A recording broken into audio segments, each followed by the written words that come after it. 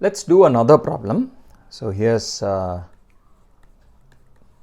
problem again on Sylow theorems. Find all the 2 Sylow subgroups of the symmetric groups. Find all the 2 Sylow subgroups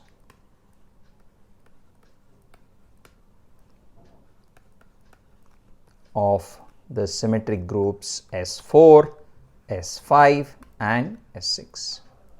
Okay, so these are so in each case I want you to try and find what are all the 2 Sylow subgroups, what they look like explicitly in terms of permutations. Okay, so again please do try this on your own. Let me work out the solution for you. So let's do S4 first. So let's take the group S4. Its cardinality is 24. Cardinality of S4 is 24, which is 4 into 6. So that's 8 into 3. Should write this as 2 cubed into 3 power 1. So the subgroup that we are looking for, the 2 Sylow subgroup, is a subgroup of cardinality 8 in this case. Okay, so I'm trying to find let H be a 2 Sylow subgroup. H be a 2 Sylow subgroup.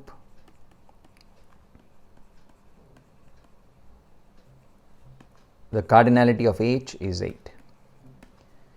Okay, let's try and find a subgroup whose cardinality is 8 in this case. Now there are some obvious things we can start with. So let's first do, so I'm looking at all permutations of the numbers 1, 2, 3 and 4. So for instance, here's one possibility. I take the identity, let me call the identity as E now, and the transposition 1, 2. So this is a subgroup. It's got cardinality 2 rather than 2 cubed. Okay, because 1, 2, this is a transposition, square is identity. Let's look at another E 3, 4. Again a subgroup of cardinality 2. So let me give these elements names A and B, these transpositions 1, 2 and 3, 4. So observe they are both elements of order 2, and further, since they are sort of disjoint, they commute with each other. AB and BA are actually equal to each other, and their product is nothing but this 1, 2, 3, 4. Again an element of order 2. Okay, so what we can do next is to, so I'm sort of trying to get to this cardinality 8 by looking at other possible powers of 2 as starting points. So I've constructed subgroups of cardinality 2 now. Using these two, we can construct a subgroup whose cardinality is 4. How is that? Well, actually in this case we can just look at the subgroup generated by their union, if you wish. So let's put A, B together. I mean, we want a subgroup which contains H1 and H2. So that's a subgroup generated by them. And because of these relations here, all I need to do is just look at the subgroup whose elements are E, A, B and AB. I don't need to include any further elements. This is the smallest subgroup which contains both H1 and H2. Okay, this is a subgroup. This is like the Klein 4 group, if you wish, a copy of a cyclic group of cardinality 2 with itself. So this guy is again a subgroup, but its cardinality is only 4, subgroup of cardinality 4. And what we really want to do is to go one further level up. We want to double this further in some way. Okay, now in order to get to order 8, here's the element. So that will do the trick for us. So let me tell you what it is first, and then we'll see why it does the job. So consider the element 1, 3, 2, 4. Okay, it's not the one I wrote here. That's this guy is 1, 2, 3, 4. I am looking at the product 1, 3 times 2, 4. Okay, this is an element of S4. So let's define this element. Observe that what are the properties of C? Firstly, it's an order 2 element. That's okay. Unlike this other element 1, 2, 3, 4, this element C does not commute with A and B. Okay. So in fact, if you sort of conjugate, so if you look at what is CA C inverse, which is, if you remember how conjugation works in symmetric groups, all you have to do is to replace. So take A, which in this case is 1 2, and you just replace 1 and 2 by the numbers that they map to under the transformation, under the permutation C. Okay, so in this case 1 maps to 3, 2 maps to 4. So CAC inverse will just be 1 maps to 3, 2 maps to 4. So this is going to become the permutation 3 4, which is exactly B. Okay, by a similar token, CBC inverse will just be 3 maps to 1, 4 maps to 2. This will just become 1 2. That's A.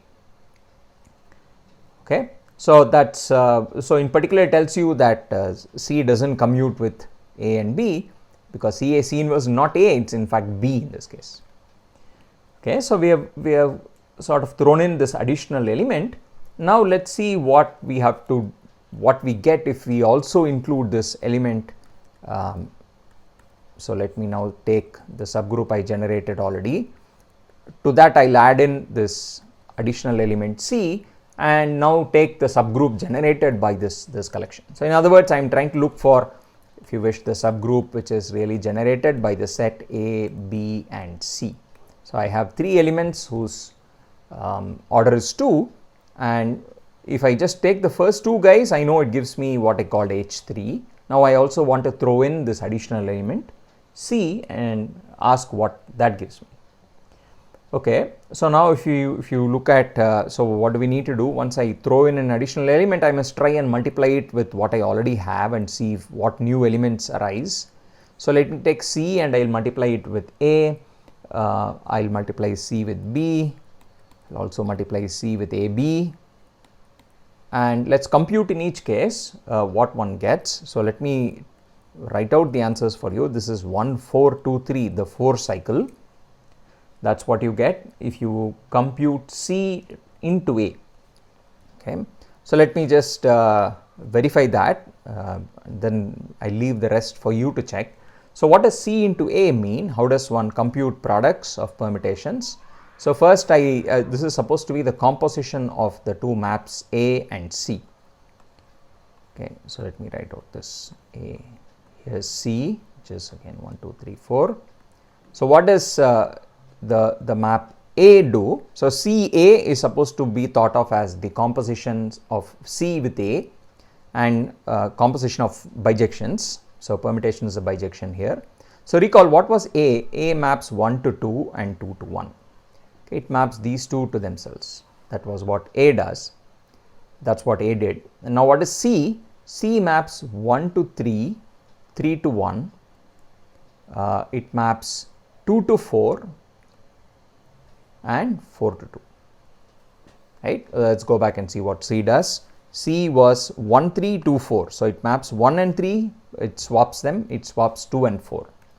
Okay, so that's what this is. 1 goes to 3, 3 goes to 1, 2 and 4 go to each other. So now I have to compose these 2 maps and ask what the full composition looks like. Okay, so let's see, let's chase the arrows. So what does 1 map to under this? 1 goes to 4. Okay, so that's what you see here, 1 goes to 4. Now where does 4 go to? 4 goes to 2. So that's 4 goes to 2. Now, so I've figured this out, I've figured this out. Let's see what 2 goes to. 2 maps to 1, which maps to 3. Okay, so 2 goes to 3. And then finally 3 goes to 3 goes to 1. So 3 goes to 1. So that's the cycle here. Okay, so what I've done here is just written out the permutation in cycle notation. So that's 1 4 2 3. Now let's compute the other one. CB, for example, it turns out to be, well, I mean, you could do the same thing, write it out like this, but we could also use the various relations that we already know. CB is the same as AC, okay, because CB C inverse was A. And what is AC? Well, I know how to do CA. If I know how to do CA, then I know also how to do AC. Okay, why is that? Because AC is, let's see, it's C inverse, A inverse, the whole inverse. Okay, so this is how inverses work, right? So I have to swap the order, then take inverses. But observe that A and C were, their squares were identity, which means A and C are their own inverses. So this is just CA whole inverse. Okay. Now I know what CA looks like, and the inverse of a 4 cycle is just obtained by reading the cycle in the other order. Okay, instead of clockwise you read it counterclockwise. So in this case it's just I start with 1, but then I read it in the other order. I sort of go first to 3 and then to 2 4. So that's 1 3 2 4. Okay. Now similarly you have to compute CAB, and let me just tell you the answer. It turns out to be 1 4 2 3. Okay, so what have I done? I have manufactured, when I multiplied everything by C, and of course I should multiply C by the identity, which just gives me C itself. C was 1 3 2 4. Okay, so I get these elements, and you can check that if I just put all these 8 elements together, it's in fact a subgroup. Okay, it's closed under multiplication. So what's my subgroup H in this case? H turns out to be the elements I've manufactured in this manner. There's identity, there's 1 2, there's 3 4, 1 2 3 4. Now there's the 4 new elements, 1 3 2 4.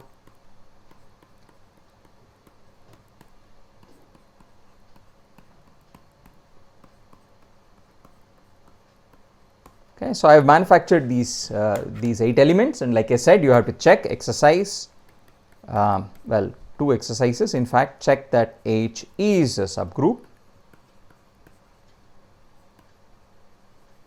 It's got cardinality 8, and if you stare really hard, you'll notice something interesting, that this subgroup has, well, it's got this element whose order is 4.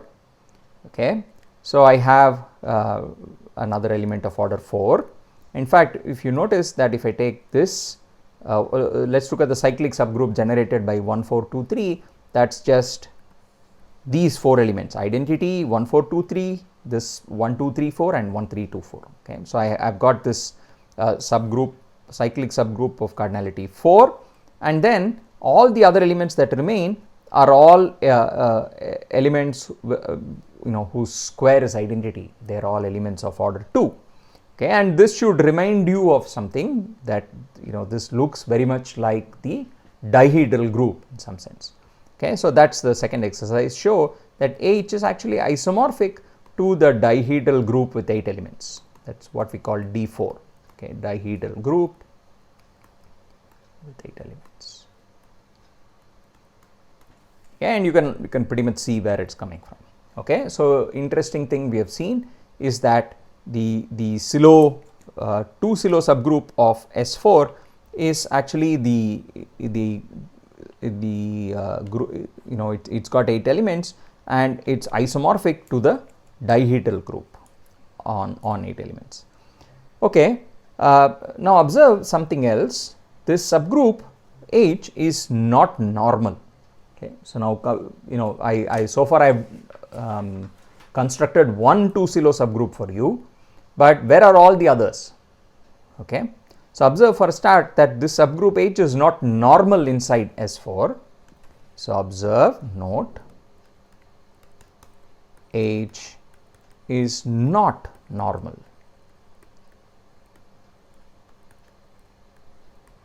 Why not? Well, because if what does normal mean? For example, I take the transposition 1 2 belongs to H. If H were normal, it will mean that every conjugate of 1 2 is also in H, right?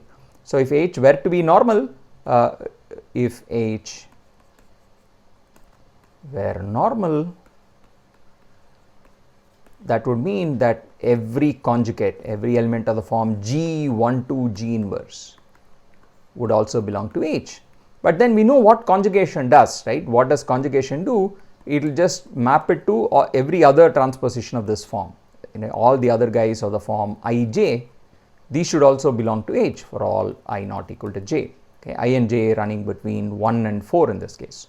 So every other possible transposition would also live in H, but observe from our description of H that in fact H only has 2 of these transpositions. It's got 1 2 and it's got 3, 4.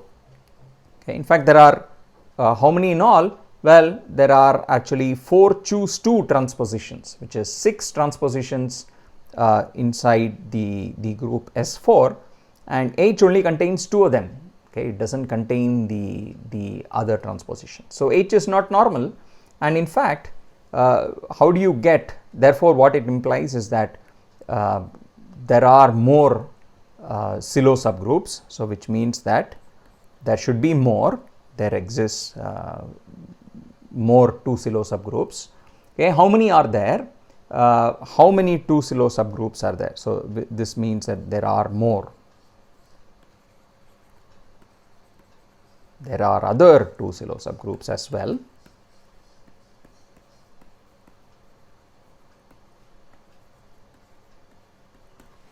Okay, and the question is how many are there?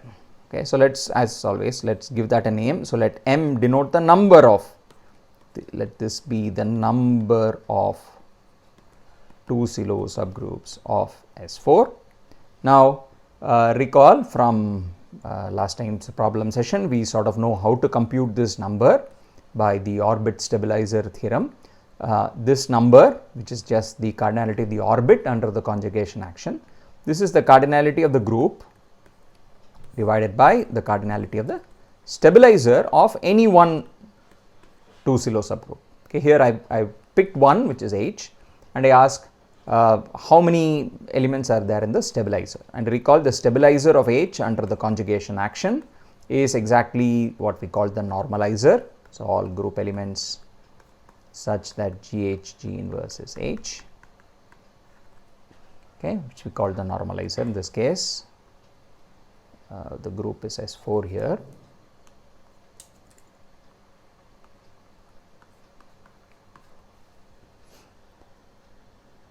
Okay, and so this means that in particular this tells us that this number M must divide the cardinality of S4, because it's S4 divided by something. So M has to divide the cardinality of S4. In other words, M must divide 24. Okay, and we also know by Sylow theorem number 3 that M must be congruent to 1 modulo 2. Okay, so this guy is by Sylow theorem. Now we have 2 facts about M, that M is a divisor of 24 and M is an odd number. Okay, well, what does that mean? It's 3 or 1. Right. What are the odd divisors of 24? They can only be 1 or 3, but as we sort of did last time as well, M cannot be 1, because if M is 1, that will tell you that H is normal. Okay, so this cannot happen. This is not possible because H is known to be not normal. Right, we just argued that H is not normal because it contains 2 transpositions but not the other 4. Okay, so that tells you that M is actually 3, that there are exactly 3 2 Sylow subgroups. Okay, they're all of course conjugates of each other, they're all isomorphic to each other as well as a consequence. So they're all copies of the dihedral group, if you wish. And here's the, to finish off, let me tell you how to get the other ones. Let's take 2 of the other transpositions which are missing from H, so 1 3 and 1 4. Then look at the conjugation. So H itself, sigma H sigma inverse and tau H tau inverse. These are the 3 Sylow subgroups. These are the 3 distinct 3 Sylow subgroups. Sorry, 2 Sylow subgroups of S4. Okay, so we have succeeded in determining what the Sylow subgroups, 2 Sylow subgroups of S4 look like. Okay, but the problem also asked us to do the same thing for S5 and S6. So let's go on. So S5, cardinality of S5 is, well, what's that? It's 5 factorial. So it's in fact the cardinality of S4 multiplied with an additional 5, right. So, in terms of S4, remember, was 2 cubed into 3 power 1. This was the cardinality of S4. All you are doing is sort of appending an additional prime to it, which is the prime 5 in this case. Okay. So, what does that mean? Well, the 2 Sylow subgroup of S5 still has cardinality 8. Okay. The highest power of 2 in this case is still 2 cubed. Okay. And let me find one of them for you and leave the problem of finding all of them for you to work out. So, here is an example. How does one find a subgroup? I need to find a subgroup of cardinality 8. So, observe that in some sense we have already solved the problem, right. So, observe S4 is actually a subgroup of S5. Okay. So, because S4 is a subgroup of S5, any subgroup of S4 is automatically a subgroup of S5. So, inside S4 I had determined, I already had my 3 Sylow subgroup H, and this guy has cardinality 8. This is the one we just did, So, this 8 element subgroup is a Sylow subgroup of S4, but it is also a Sylow subgroup of S5, okay, because the power of 2 you are looking for is still the same. So, observe the same answer works. H is also a 2 Sylow subgroup of S5.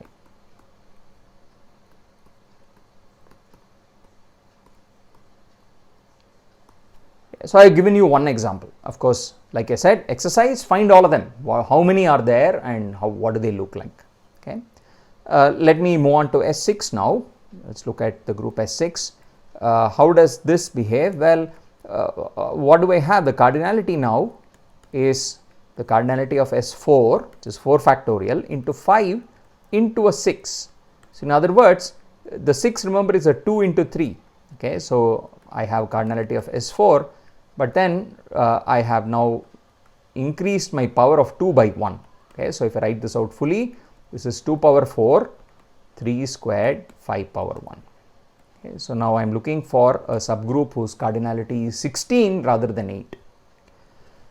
Okay. So, how do I find a subgroup of cardinality 16 inside S6? That is now my question, right. So, I want K, let us call it subgroup of S6 whose cardinality is now 16. Okay. Again, a moment's thought, we have solved the problem for S4, right. So, inside S4 we have determined a subgroup whose cardinality is 8. Now, what is S4? It is all permutations of 1, 2, 3 and 4. S6 is all permutations of 1, 2, 3, 4 and 5, 6. Okay. So, I have 2 more elements. Now, how do I construct K is supposed to have twice the number of elements as H. Okay. So, here is the idea. So, just look at these 2 additional numbers that we have. We have the numbers 5 and 6 now when you go from S4 to S6. So, let us also look at the subgroup which is just generated by the transposition 5, 6, the thing which just permutes the 2 of them. Okay. So, let us give this a name. Let us call this K dash. So, let us look at identity and 5, 6.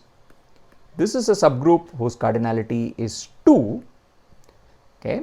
Now, in addition, I already had the subgroup H which I constructed in the first instance when I was looking for S4. I already have H in my hand. H has 8 elements. K prime has 2 elements. Now, let me sort of smash them together and see what I get. So, let me define K to just be the subgroup generated by H and K prime.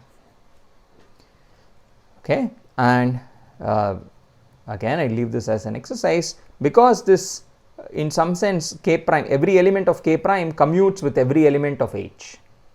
Okay. Why? Because H only affects the first 4 numbers, right. It is all elements of H are all permutations of 1, 2, 3 and 4, whereas elements of K prime are permutations of the other numbers 5 and 6. So in some sense they don't interact with each other, they act on disjoint subsets of numbers. So every element of H and every element of K prime actually commute with each other.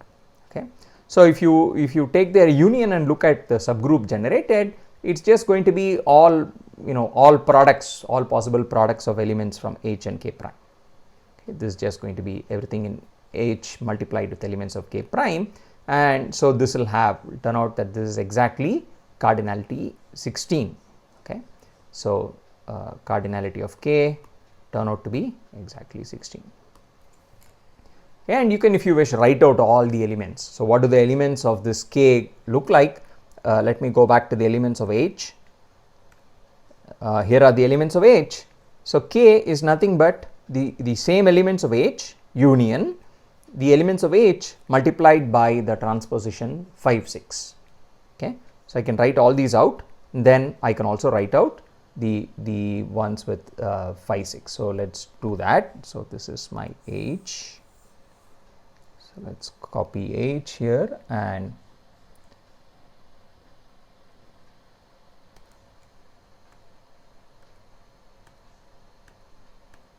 let's go here. Let me look at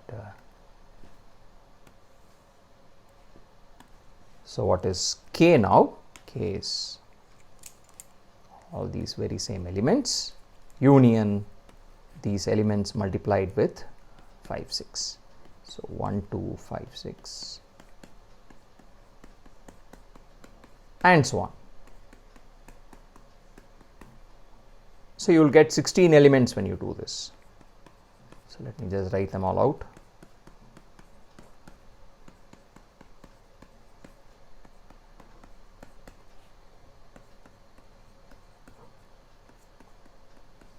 Okay, and again I am going to leave the question of how many there are, how many 2-silo subgroups are there. So I have just constructed one for you. So this is a 2-silo subgroup of S6.